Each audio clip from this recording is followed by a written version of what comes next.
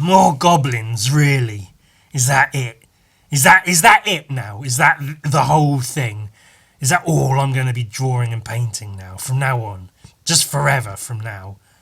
Just goblins. Just bloody bloody goblins. Is that it? Forever? Ugh.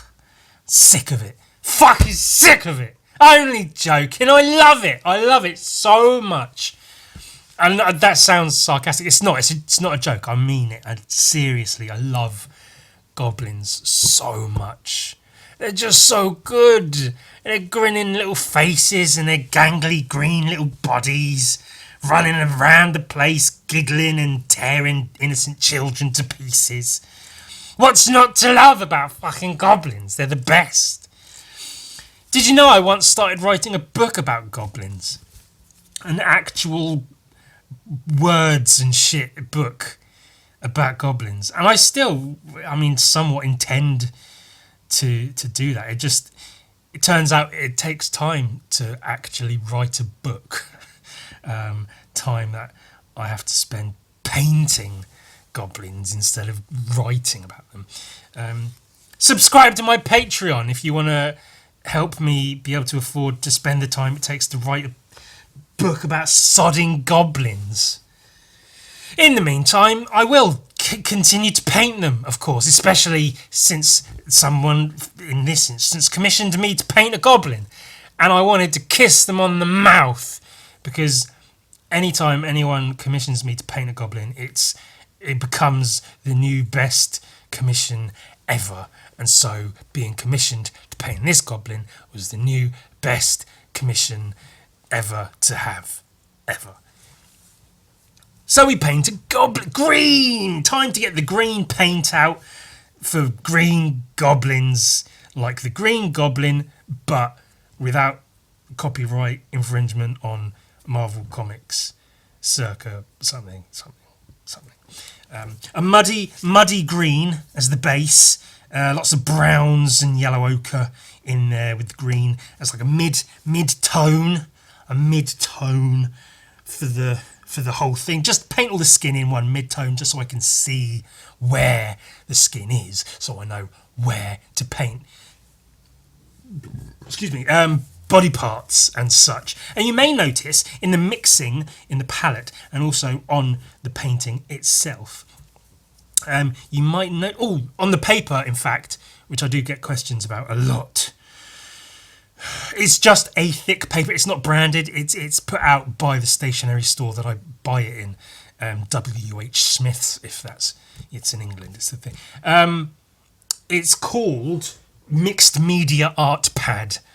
It's 250 GSM. It's just thick paper. That's it. It's just thick paper, which, as long as you don't slop loads of wet paint onto it all at once, it'll be fine. And even if you do that and it warps, what you can do is put a layer or two of paint on the other side and it will sort of warp the other way and flatten itself out. That's an actual thing. That works. I've used that myself sometimes when I don't have such thick paper to paint on. If your paper starts to warp, you can do that shit. There you go. There's an actual, legitimately useful hack from a hack in one of my videos. Anyway, upon that paper I paint all different colours and there's yellows and blues in there. Look at all that blue. It's a bit much blue on the arm, I think.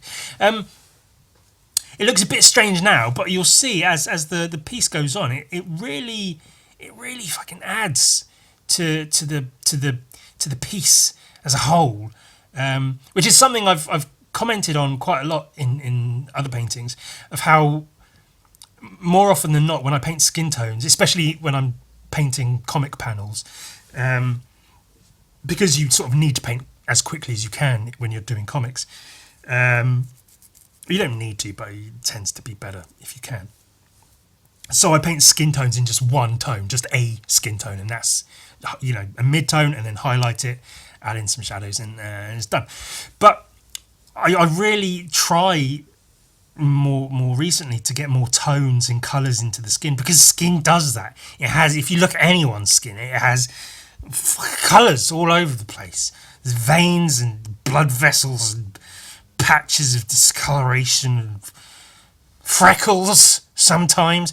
And so I'm trying to implement some of that. And I already, in this piece, I think it works. Maybe, just it doesn't just look like a green painted goblin. There's different colours and there's tones in different parts of his body. His nose is a bit different to his cheeks, different to his forehead. His arms. I've put extra effort also into. You can see, especially at the moment, in his brow, the creases in his brow. Almost glowy, like very, very highlighted. I tried to emphasise that and the fingers towards the end. I felt they needed to sort of stand out from the rest of the extremities and the other parts of the body, because those are the main points of expression, really, aren't they? In any body in general, the face and the hands. So it's good to put a bit of extra highlights on them, to put a bit of extra life into them, into the piece, to make them stand out a little bit more. And I think I did achieve that quite well. As I say, on the face at the moment, and you can see it is going into the fingers a little bit here and there. And I feel like from the start, oh, shut up, the pink nose. Every goblin needs to have a pink nose. Well, they don't need to, but they're a lot better if goblins have just like, because it's a cute little, just towards the tip, just a pinky pink nose, and then in the extremities and the cheeks and stuff, just a bit of, it's not even red really, it's just red mixed in with the green, so it's a bit of a dull sort of browny pink green kind of colour, blend it in with a couple of bits of green added into it, just for more differentiation in colouring and shit, and some purple under the eyes, just add even more sort of life and colour into the skin. And it's actually, there's a lot of colour going on, like far more than I put in a lot of paintings. So that's something. I was going to talk about something else and then I stopped myself and now I forgot what. Oh, I'm actually putting more effort into this painting. Not necessarily more effort, but like I'm trying to like get a certain level of detail, like in the creases around the eyes and stuff. The muscles and hands, creases in the knuckles. I'm trying to. I want to make this look particularly good. Well, for one thing, it's a goblin, but then also because it has a certain use that I wanted it to look a certain way. By the time it was done, I'll get to that towards the end. The teeth are always good, which is about all I've got to say on that. Well, it's not, because not most, but a lot of paintings I do have characters that have like big teeth showing and eyes and such. And I feel that's always one of the parts that really brings the painting to life. Like you get the body done, but once you get those teeth in there, they tend to contrast with the rest of it. But also, they don't just contrast, they also become part of it, but they really make the thing stand out. So instead of a big gaping black maw of a mouth, they have teeth in there which really add to it. It's the contrasting colours of like, the whitish teeth and the black of the depth of the mouth. And then you get the eyes. I rarely paint pupils, so it's often just white eyes, and they like make the face just pop the little bit more. Orange for the background, or orange if you're American, North American specifically, I guess. One of the funnest bits of painting in general, just as a thing, is just slopping paint onto a surface. So that's one of the reasons these backgrounds are one of the more fun parts. It's fun to use like quite a wider brush than I have been using for the rest of the piece, to sort of carve around the shapes and the outlines of the body with a brighter colour, to sort of make it stand out, which I really enjoy. And then that creates, like, you can see the crease of his leg and his tummy and his penis, where the background creates those silhouettes, where before they were there but they weren't, you couldn't really see them, but then you get that background in and it sort of creates those silhouettes. My expert blending technique of not really blending at all, but just slopping some paint down. I've used the word slopping a lot. I don't know why. I'm not on top of my word use game today. It doesn't matter. But then, of course, you've got to get the glow. I don't know if I was going for like a fiery look with the orange background, but I guess I kind of was. Just an orange glow, which is probably fire or something. But to make it really look like it's glowing, you've got to paint that glow onto the goblin himself. So that's what I'm doing now. I didn't want to go over the top and paint like half the thing orange, which you can do on some pieces, depending on how strong you want like the lighting to look or how strong you want the piece to look. Because if you paint like half a piece one colour and the other half another colour, it can look really, really effective. As if like there's a strong light from one side or whatever. But with this, I just wanted it to be like a relatively mellow orange glow on his body that, as I usually say, it sort of helps blend the not like literally physically blend, but visually sort of blends the goblin into the background, which creates more of a scene rather than just an illustration of a goblin on a background.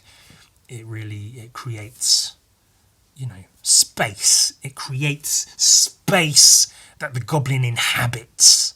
Yeah. And then some bright red fucking sky. I left the sky purposely white. My thoughts were when I paint this in, which was I used a red gouache mixed with a little bit of yellow ochre to make it a little bit orangey, but it looks mostly red on camera. I thought it would be nice and bright if I have it on the white background, which to some extent it was, but what that mostly did was, because at this point it's just one layer, is that when it dried it just looked really blotchy. So that wasn't the best. But what I did, I think I did it after recording. I put another layer of that red in the sky, which really, really helped. Not really, really helped, but it helped somewhat. And then the black, which is actually black and red. I just call it a black because it looks black and it's easier to just call it a black. I feel like I've said in every painting I've done in the last year or so of how I'm constantly trying to balance the amount of black used with regards to outlines and stuff. Because there have been some pieces that I've outlined almost entirely and have not hated them, but I think I've lost a lot of like detail and texture by outlining it all with these sort of what can be quite heavy black lines. So it's been trying to balance using the black in the shadows and creases and outlining certain parts just to make them a bit bolder. Like some of the fingers need to be emboldened slightly, which I could probably do if I, painted properly. But this painting overall, I think, is one of my favourite paintings to date, which is quite something to say, really, considering it's just a goblin. But in terms of technique and such, I feel like I'm really getting to grips with a few things, like the skin tones, for instance. As you see now, there's quite a lot of colour, like in the face and the arm on the right-hand side. There's greens, purples, pinks, blues, oranges, all in there. But it all sort of fits together. It is strange even for me to look at, to see that much colour in such a small area of a painting. Something, and also the black. That's right. I feel like this painting I think is maybe 75 to 80% of where I want it to be in terms of use of this black paint with outlines and texture and shadows and such. I'm really, really happy with the result. There's definitely improvements to be made. I don't know if I could pinpoint where they are exactly right now. But yeah, I'm really, really happy with it overall. Some paint in the back, some black in the background, just to sort of get that tree going. I was not planning to have a tree there originally. I mean, it was there in the sketch, but my original sketch didn't have the tree in it. But I don't know if the tree even adds to it, but it's there. White highlights, and that's basically it. So the person that commissioned this wanted the image to use to turn into a Magic the Gathering token goblin card, which I thought was a really, really neat idea for their personal use, of course, which I was happy for them to use it for. But yeah, I was really happy with that idea, that I'm producing artwork, obviously not officially for Magic the Gathering, but for like to be used as a Magic the Gathering card, kind of, in a game. So that's one of the reasons I wanted it to look at a certain level of quality, I guess. And I mean, I made a mock-up of how it might look as a Goblin token card, and it's really fucking cool. I really, really like it. I'm really happy with the result. They should hire me to paint cards, but they won't, because that's just not how the industry works these days, which is sad. But they're goblins, yay!